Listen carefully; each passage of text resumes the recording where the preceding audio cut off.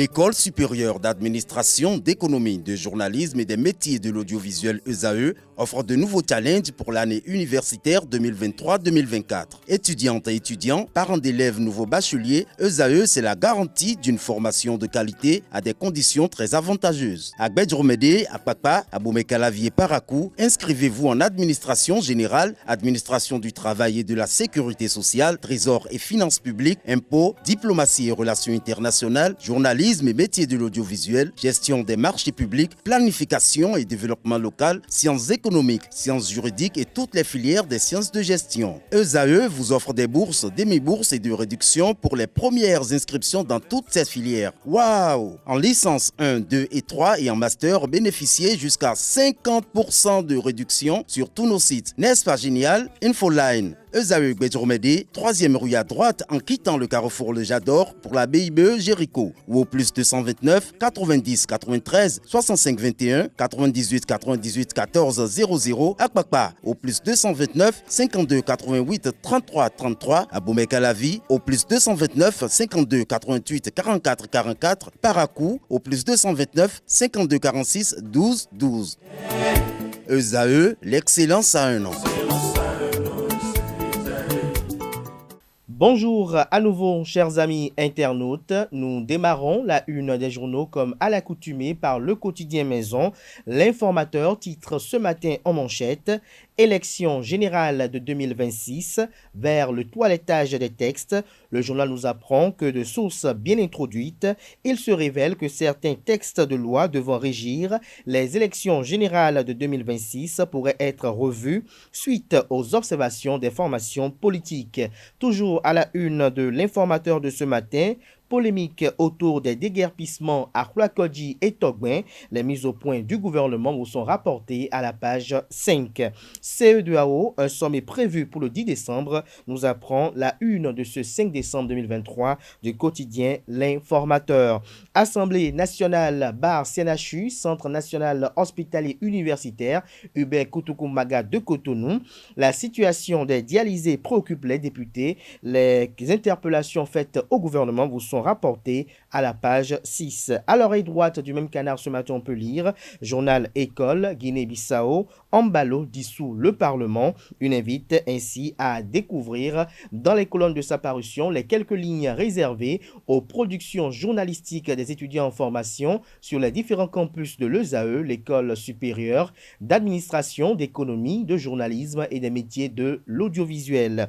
La Nation ce matin en manchette parle de promotion du tourisme, des précisions sur le quartier créatif et culturel. L'article informatif est à retrouver à la page 2.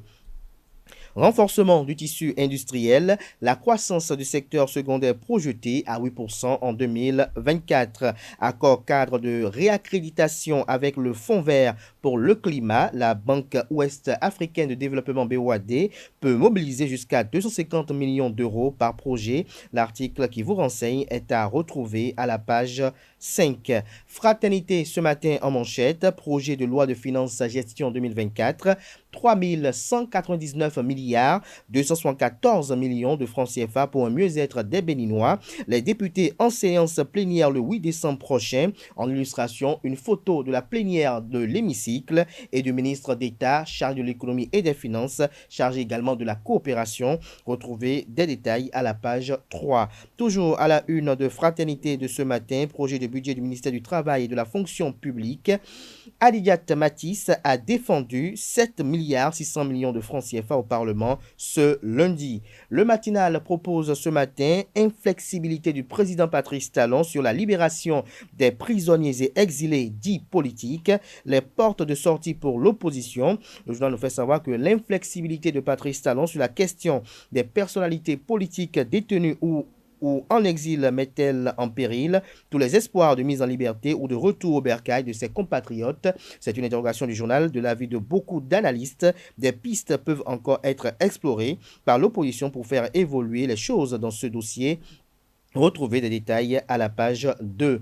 Toujours à la une de le matinal de ce matin, secteur de transport et de la sécurité routière, le Bénin veut se doter d'une norme nationale. Matin libre à présent, journée internationale des personnes handicapées, Alpha TAC offre des fauteuils roulants dans le département du Koufo. Des détails sur cette œuvre caritative et sociale dans les colonnes de la page ce matin du journal qui propose également pour titre ce matin à sa une, premier projet de révision de la Constitution. Patrice Talon n'a toujours pas digéré le rejet et pourtant des détails sur l'article du confrère à la page 2 de sa livraison de ce matin. Nous passons à présent à Le Béninois libéré qui titre ce matin en manchette bêtises, grossièreté et autres dépravations des soi-disant tiktokeuses et tiktokers au Bénin quand le pire se passe au nez à la barbe des autorités compétentes.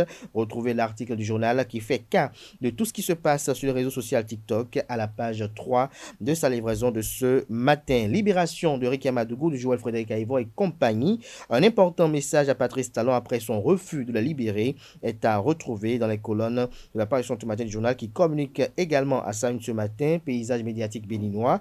Richard Boni Ouourou invite à une réforme en profondeur de l'ORTB. Toujours à la une de Le Béninois libéré de ce matin pour une fin d'année en beauté.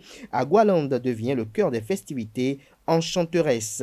Le confrère de Le Télégramme ce matin en manchette parle de projet de loi d'amnistie pour la libération des prisonniers politiques. Vous connaissez déjà le sort de cette proposition de loi du fait de l'attitude de ses initiateurs. Selon Wilfried Léandre Humbedi, retrouvez la transcription intégrale de ses propos tenus sur cette actualité vendredi dernier dans les colonnes de sa parution de ce matin. Toujours à la une de Le Télégramme de ce matin, travaux en commission budgétaire à l'Assemblée nationale. Adidiat Matisse défend un budget de 7 milliards 682 millions 736 688 francs CFA devant les députés, une diminution de 6,6% par rapport à celui de l'année 2023. Des précisions sur ce budget sectoriel dans les colonnes de la page ce matin du journal qui propose également comme titre ce matin à sa une, rencontre talon démocrate, candidat Armand Maria Zanaï accuse l'ancien président Thomas Boniaï et les siens d'être dans une posture des négociateurs de négociation clandestine. Nous passons à présent au journal La Boussole qui titre ce matin en manchette, formation sur les premiers gestes de secours avec l'indéfectible soutien du ministre Sam Seydou Adambi. L'organisation non gouvernementale Change Global World œuvre pour la préservation des vies. Le parrain a été valablement représenté par son assistante Adudine Imoro. Nous passons à présent à Le Pays émergent.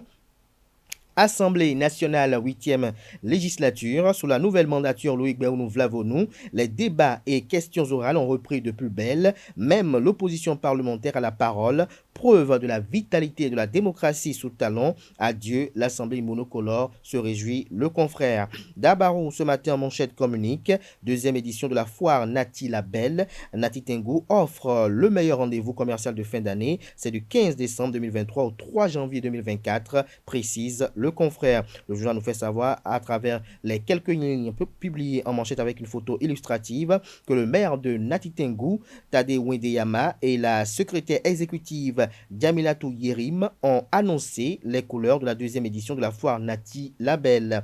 C'était le lundi 4 décembre 2023. Ce lundi notamment, au détour d'une conférence de presse organisée à la salle de conférence de l'hôtel de ville de Nati Tengu.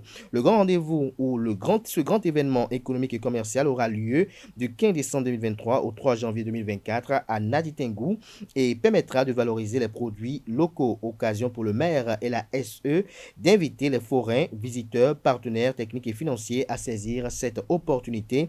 Plus de détails sur les innovations de cette année à la page 2 de la parution ce matin du journal qui propose également comme titre ce matin à sa une. Interprétant l'hymne de son parti politique, Boniaï a encore frappé.